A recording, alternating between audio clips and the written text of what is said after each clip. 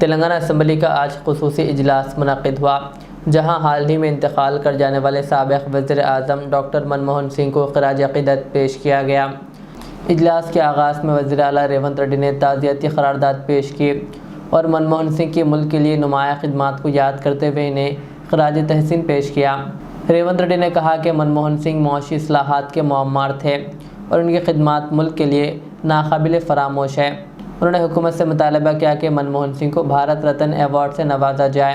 मनमोहन सिंह ने बतौर इक़्तिसादी मुशीर, RBI गवर्नर, प्लानिंग कमीशन के डिप्टी चेयरमैन, मरकज़ी वज़ीर फ़ाइनांस और वज़ीर आज़म के अहम ओहदे पर खिदमात अंजाम दी। रेवंत रेड्डी ने कहा कि इनका इंतकाल मुल्क के लिए एक नाकाबिल तलाफ़ी नुकसान है। उन्होंने मज़ीद कहा कि मनमोहन सिंह तेलंगाना के लिए एक हकीकी दोस्त थे और रियासत की तश्कील में इनका किरदार तारीख़ी था। तेलंगाना के अवाम के दिलों में इनकी जगह हमेशा कायम रहेगी। रेवंत रेड्डी ने यह भी जिक्र किया कि 2013 में मनमोहन सिंह ने ज़मीन के हुसूल का कानून मुतारिफ़ करवाया, जिससे गरीबों को इंसाफ मिला, और 2006 में जंगलाती हुकूक़ कानून में तरामीम करके क़बायली अवाम को सहारा दिया। उन्होंने IT सेक्टर में हिंदुस्तान की कामयाबियों को इनकी पॉलिसियों का नतीजा करार दिया। कहा, तेलंगाना की जिद्दोजहद को हकीकत बनाने में इनका किरदार नाकाबिल फरामोश है। रेवंत रेड्डी ने ऐलान किया कि हैदराबाद के फाइनेंशियल डिस्ट्रिक्ट में मनमोहन सिंह का एक मुजस्समा नस्ब किया जाएगा ताकि इनकी यादगार को जिंदा रखा जा सके। భారత మాజీ ప్రధానమంత్రి డాక్టర్ మన్మోహన్ సింగ్ గారి మృతి పట్ల సంతాప ప్రతిపాదన గౌరవ ముఖ్యమంత్రి గారు. భారత మాజీ ప్రధానమంత్రి డాక్టర్ మన్మోహన్ సింగ్ గారి మృతి పట్ల ఈ సభ తన తీవ్ర సంతాపాన్ని వ్యక్తం చేస్తుంది. శోకార్తులైన వారి కుటుంబ సభ్యులకు ప్రగాఢ సానుభూతి తెలియజేస్తుంది. అంతర్జాతీయ ప్రఖ్యాతి పొందిన ఆర్థికవేత్త డాక్టర్ మన్మోహన్ సింగ్ గారు భారతదేశానికి తన విశిష్టమైన సేవలను అందించారు. కేంద్ర ప్రభుత్వ ప్రధాన ఆర్థిక సలహాదారుగా, భారత రిజర్వ్ బ్యాంక్ గవర్నర్గా, ప్రణాళికా సంఘం డెప్యూటీ చైర్పర్సన్గా, కేంద్ర ఆర్థిక మంత్రిగా, భారత ప్రధానమంత్రిగా ఆయన వివిధ హోదాలలో తన సేవలను ఈ దేశానికి అందించారు.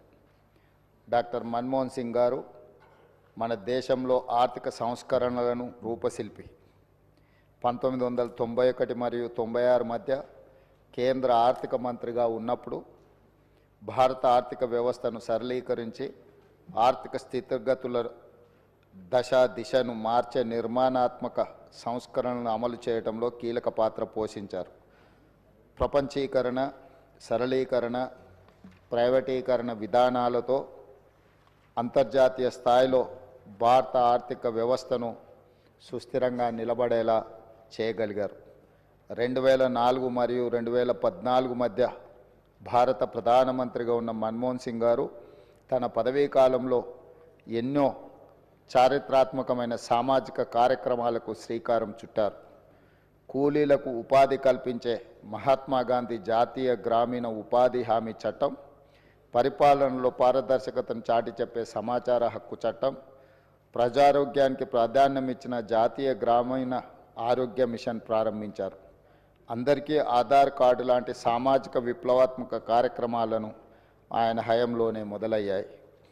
4 కోట్ల తెలంగాణ రాష్ట్ర ప్రజలు డాక్టర్ మన్మోహన్ సింగ్ గారికి ఎంతో రుణపడి ఉన్నారు. ఆయన ప్రధానమంత్రిగా ఉన్నప్పుడే తెలంగాణ రాష్ట్ర ఏర్పాటుకు మార్గం సుగమమైంది. 2014లో ఆంధ్రప్రదేశ్ రాష్ట్ర పునర్వ్యవస్థీకరణ చట్టాన్ని పార్లమెంట్ ఆమోదించింది. ఎన్నో ఏండ్ల పోరాటం ఫలించి తెలంగాణ రాష్ట్రం ఏర్పడింది. మన్మోహన్ సింగ్ గారు మన దేశానికి, ముఖ్యంగా తెలంగాణకు చేసిన సేవలకు ఈ సభ అపారమైన కృతజ్ఞతలను తెలియజేస్తుంది.